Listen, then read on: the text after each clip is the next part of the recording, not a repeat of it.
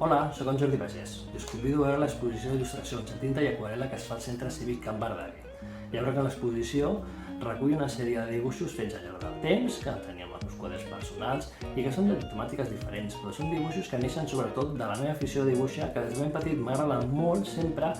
però que l'he pres de forma autodidacta. No he anat a classes d'art, però és una activitat que sempre m'ha servit per relaxar-me molt. Així que normalment el dibuix ho baix això, dic, quan acaba la jornada laboral, quan la família, els nens estan a dormir,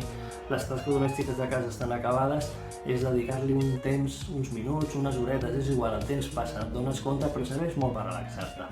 Així que us convido a veure aquests dibuixos de temàtiques diferents, ja veureu que hi ha des de retrats d'artistes reconeguts, des de fotografies curioses que m'ha fet gràcia dibuixar perquè les havia vist en llibres o perquè les tenia a la xarxa, o fotografies a vegades d'algun viatge que hem fet, diferents temàtiques que m'ha fet gràcia plasmar en un paper i ara ho podeu veure a l'exposició. Així que us animo que veieu l'exposició i espero que us agradi molt.